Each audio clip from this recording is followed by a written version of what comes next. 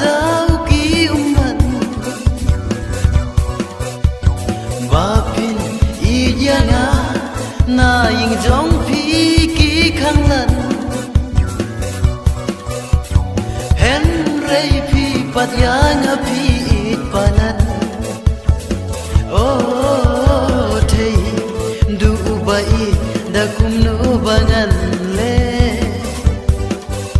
Na ben ta jong phi nga siam ki jing e Jing e corridor nga siam ha ka birthday Tang ki man bas ran